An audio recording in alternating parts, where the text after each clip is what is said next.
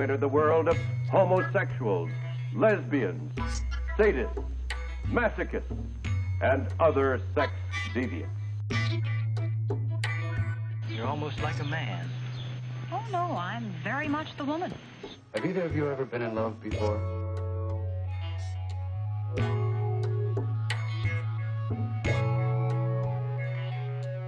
I don't look like a lesbian. So it was a fairly nice sized Southern Baptist church. Then I tried to do this thing where Lauren was my best friend in design, you know? It kind of made me think that these people don't really know who I am, you know?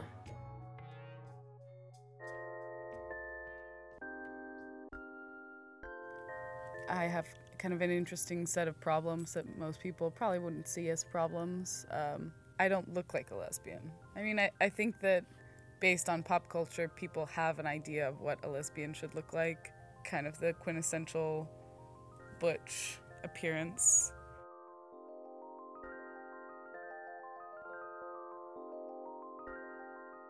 I tend to kind of fly under the radar. They call it pass, because most people don't see me and think that I'm a lesbian. You know, nobody really knows until I say, you know, listen, I'm gay. But unfortunately and kind of annoyingly for me, most people, especially guys, don't seem to be interested in listening to that.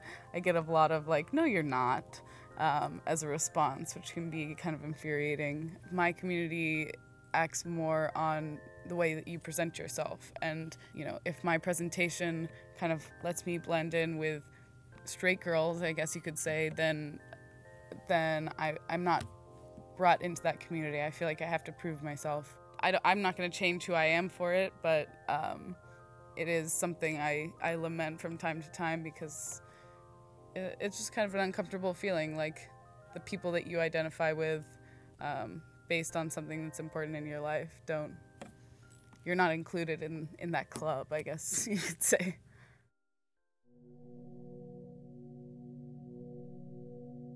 My hometown, I grew up, it was this place called White Settlement. It was probably, I would say, little town of suburbia. I met a girl named Stephanie through my sister. They were best friends. They both played on the same basketball team. So she came over to my house, and her and my sister would hang out, and so obviously that was my first contact with her, was through my sister.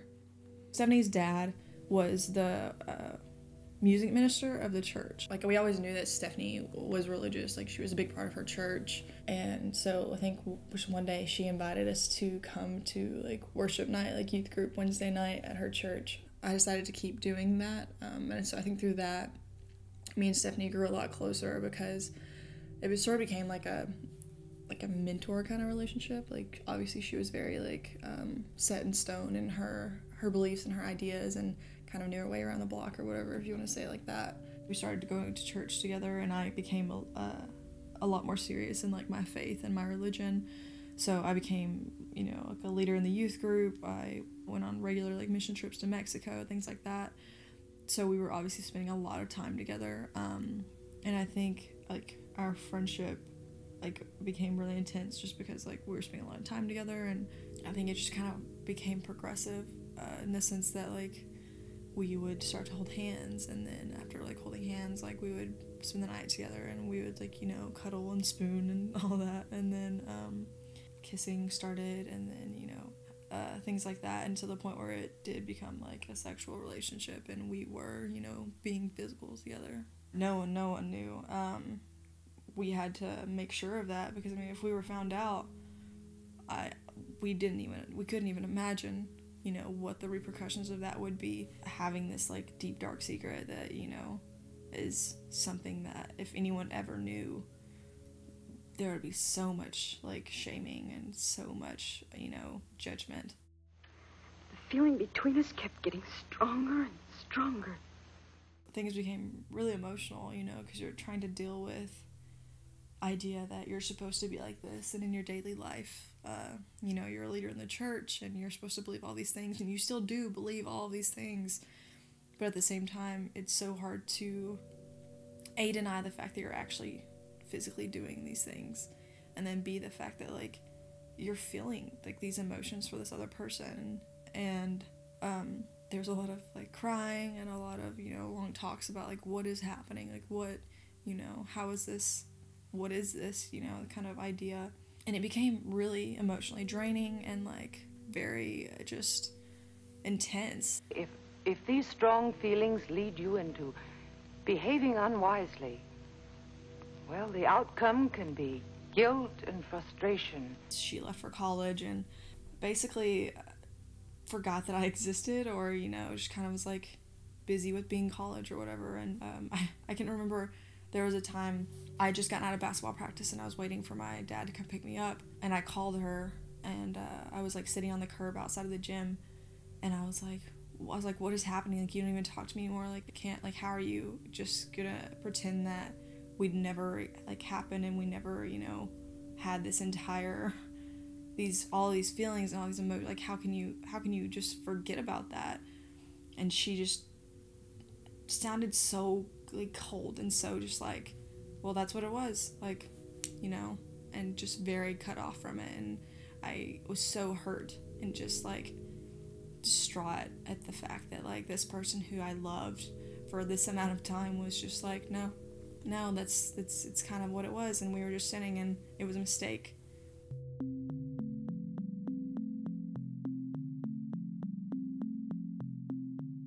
I identify as bisexual mostly out of convenience, because I think the pansexual is a better word, because I just don't see gender as a thing when falling in love with someone. You do love me, don't you? I think so, but I'll have to think about it. So when I say, like, I'm a bisexual, people always have to, like, gauge or make me pick. Straight guys, it's always, like, either, hell yeah, rah, rah, rah, let me see you make out with a girl, or the other side where they just don't believe it. They're just like, yeah, whatever. You end up with a guy.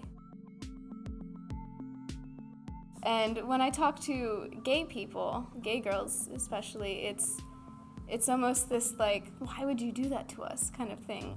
Just choose girls. Why would you choose guys? Like, appear gay for us, be gay for us, you know? And there's a part of me that actually would want to do that, because I really believe that we need rights and we need to be visible, and that's really very important to me. But on the other hand, I'm not going to channel who I fall in love with according to convictions. You can't do that. You just fall for someone, and that person is an incredible person.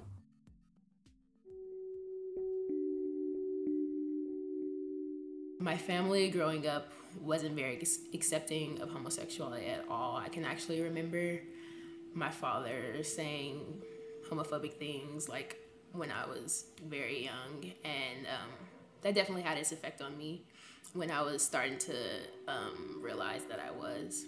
Before they learned about me being gay, there was my cousin who was also a lesbian. She was older than me. She was in her 20s when I was, like, in middle school.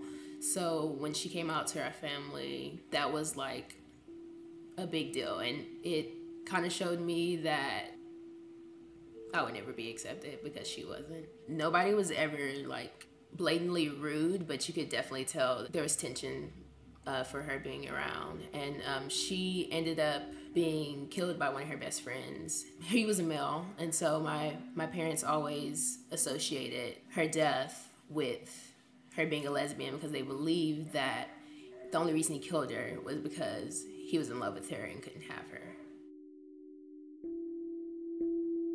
I actually didn't come out voluntarily.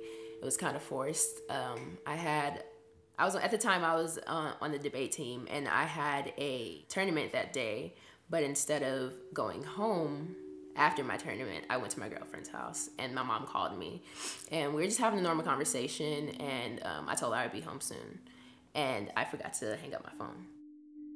I left her house, like, not knowing anything. And then as I'm driving home, I get a phone call from my mom, and she basically told me, like, I know you're lying, just tell me the truth. Where were you? What were you doing? At that point, I was really like upset because I knew I had gotten caught. And so I was just like, I'll talk to you when I get home. And so when I got home, I just walked straight into my mom's room that day. I was like, remember when you asked me if Samantha was gay? And she said yes. And I said, well, she is, and so am I.